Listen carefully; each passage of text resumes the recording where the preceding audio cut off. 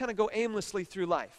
We just kind of wander around, but we need to be the kind of people who are intentionally pursuing something. You know, for you, it might be intentionally pursuing a new experience where you're going to meet some new people. Maybe it's just simply going along with your normal, everyday, average circumstances, but you have an attitude of purpose. And so I want to take you to the third rule, which gives you a purpose if you don't have one of your own. Rule number 3 is look for an opportunity. I was once in Green Lake, Wisconsin, at a conference. The conference was over, and I was getting ready to come home back to Chicago, where I lived at the time. And as I was coming home, I saw the town of Green Lake, and I thought, well, maybe I should just go into the town and see what it's all about. So I drove into the town, I walked around, I went to a little store where they sold some toys and trinkets, and I decided to buy a little souvenir for my children. So I went in there, I did that. And then as I was walking around that little town area, I saw a gallery.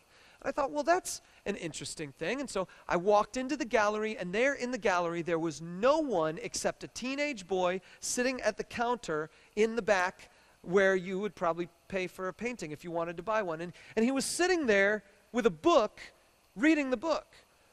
And I walked over in that direction, and I noticed the book had a bunch of like religious symbols in it, like Masonic kinds of symbols and Islamic symbols and things like that in the book. And I noticed it, and I thought, here's an opportunity. And I just began to talk to the kid.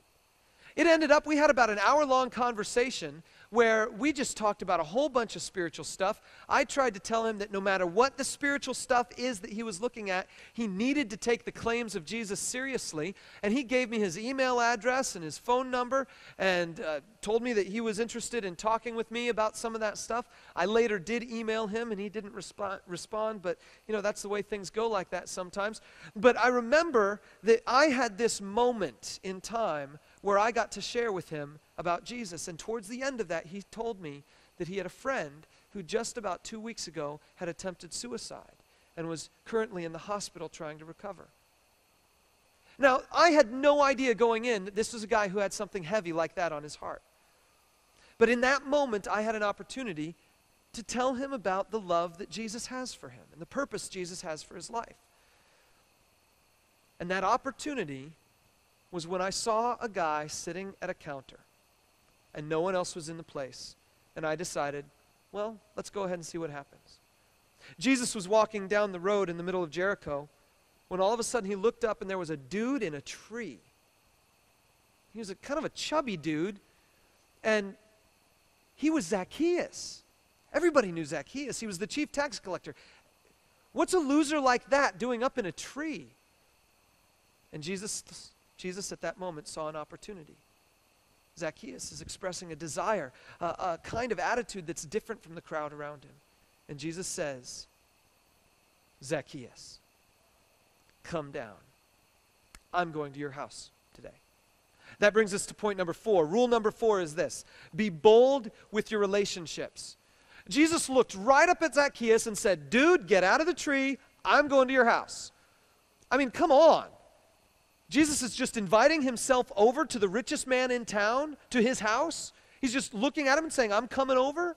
By the way, have some food ready. I'm coming over to your house today. I have to come over to your house today. I'm going to come over to your house today. That's boldness. Now, Jesus wasn't bold the way you and I sometimes are bold, or maybe some people you know are bold. He didn't pull out a megaphone and look up in the tree and say, Zacchaeus, you're going to hell. He didn't say, Zacchaeus, you're lost. He didn't say, Zacchaeus, I came to save you. What he said was, Zacchaeus, I want to hang out with you. Let's go to your house. You see, he was bold about a relationship. He was going to build something, and Zacchaeus was on the receiving end of Jesus' investment. I admit to you, my pride keeps me from this. There's a part of me that wants people to come to me. But Jesus was willing to take an opportunity and go to them. It's something that I'm still trying to figure out for myself of how that works, but it boils down to this: we need to be people who are willing to be bold to go ahead and make the first move. Number 5, the last rule, is be real. What did they eat? What did they talk about? What did Jesus say to Zacchaeus while they were having dinner? All we know is that Zacchaeus came down and welcomed Jesus. That means they made it to his house. Zacchaeus welcomed him. The people saw it. He's gone to be the guest of a sinner. And next thing we know, Zacchaeus is making his affirmation that his life is different.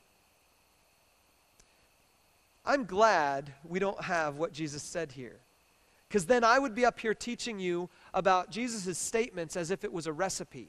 But obviously, God doesn't want us to mimic what Jesus said to Zacchaeus. What he wants us instead is to be real with the person. I'm convinced of this. Jesus was there, and he probably was just eating.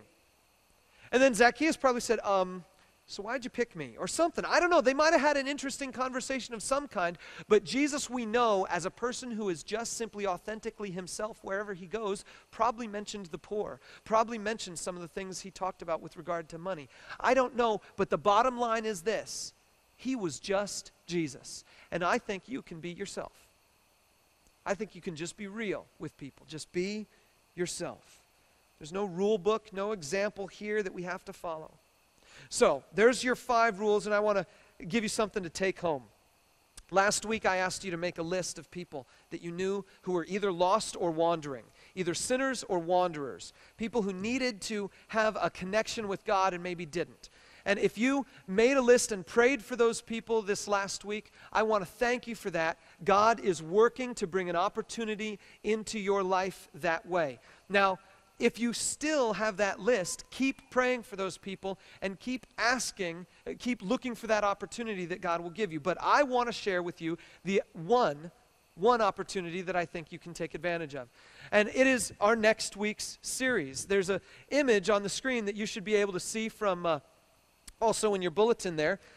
I believe we got all the postcards and the little cards into those little bulletins today, and so I want to tell you what you're going to do with them. The big one is a postcard, and on the back side, there's a white box where you can address it to someone that you know. If you put an address on it now, and then give it back to us, we can get that mailed without you having any postage on it whatsoever, because we got that little postage permit thing going on with the post office. If you mail it yourself, please put a stamp on it, or else the post office will just send it back to you, because it's got to actually come from us when we mail them all as a bulk thing. But that is your postcard. If you want more, we've got more in the back. You could grab some more and maybe address some and stamp them. Send them to some people on your list in town here. Or that little card, the small card, is for you to just hand to someone, like at work or something. I think it's a little awkward to carry one of those big postcards to work and to hand it to someone and say, here's this big thing right here. It's telling you about my church. But the little card, I think, is a little better. So anyway, that's why you have both.